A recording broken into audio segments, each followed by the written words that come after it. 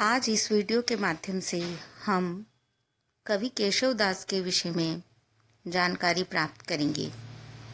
कवि केशवदास रीति काल के प्रमुख कवियों में गिने जाते हैं। इनकी गणना आचार्य कवियों में की जाती है। ये ब्राह्मण कुल से थे। इनके पिता का नाम काशीनाथ था।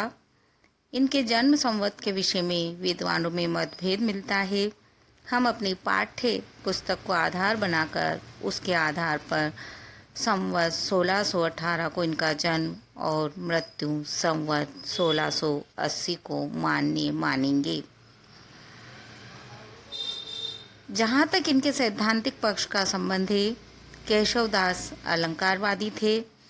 इन्होंने भामह, दंडी तथा उद्भट आदि अलंकार संप्रदाय के प्रधान प्रतिपादकों की परंपरा का अनुसरण किया है और अपने आधार ग्रंथों के रूप में काव्य आदर्श, अलंकार शेखर तथा काव्य कल्प लतावृत्ति आदि को ग्रहण किया है।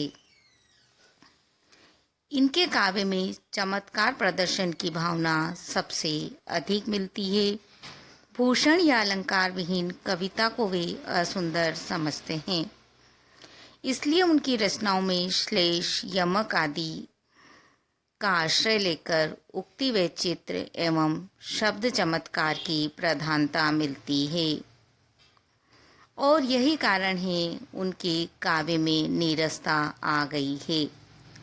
उन्हें अलंकारों का मोह किस हद तक था, इसका प्रमाण उनका यह प्रसिद्ध पद है। यद्यपि सुजाति सुलक्षणी सुबरन सरस सुव्रत भूषण भिन्न विराजही कविता वनिता मित। इनकी मुख्य रचनाओं में रसिक प्रिया, कवि प्रिया और रामचंद्रिका की गणना की जाती है। रतन बावनी, विज्ञान गीता, जहांगीर जस चंद्रिका, वीर सिंह देवचरित्र, नखशिख इत्यादि इनकी अन्य रचनाएं भी प्राप्त होती हैं। हमारे पाठ्य पुस्तक में इनकी रामचंद्रिका के पद व्याख्या हेतु रखे गए हैं, इसलिए हम रामचंद्रिका के विषय में कुछ विशेष जानकारी यहाँ प्राप्त करते हैं। रामचंद्रिका के विषय में कहा जाता है, कवि ने रामचंद्रिका की रचना केवल एक रात में की थी। रामचंद्रिका में उन्होंने अपने कथानक में राम के चरित्र को माध्यम बनाया है, परंतु तुलसीदास के राम और केशव के दास के राम में बहुत अंतर है और उसका कारण है तुलसीदास की दृष्टि रामचरितमानस लिखते समय पूर्णतः भक्तिपरक थी, परंतु केशवदास की दृष्टि आचार्य प्रदर्शन, पांडित्य प्रदर्शन है, न कि भक्ति है और यह उनके उद्देश्य का अंतर हमें स्पष्ट दिखलाई देता है।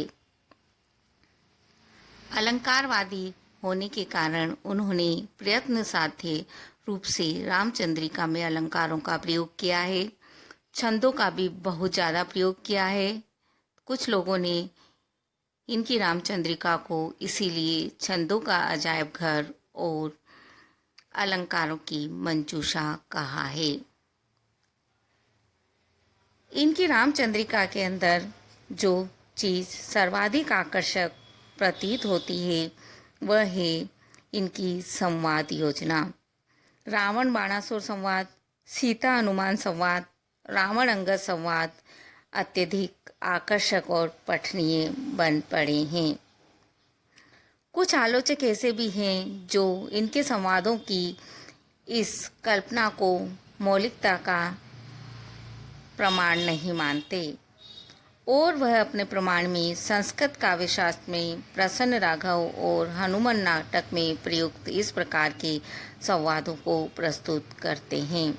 जो भी हो, परंतु ये संवाद हमें आकर्षक लगते हैं और अपनी ओर आकर्षित अवश्य करते हैं।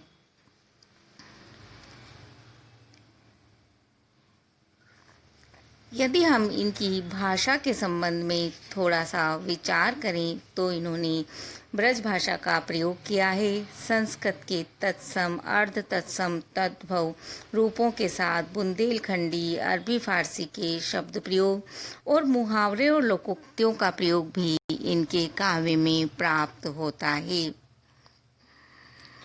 इन्होंने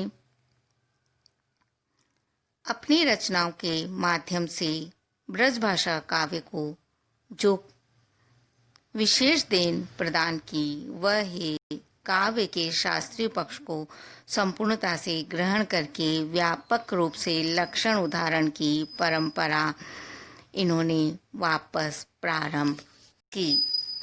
इनके जो पद हमारे कोर्स में रखे गए हैं, हम अपने उन पद्यों के विषय में चर्चा अगले वीडियो में करेंगे।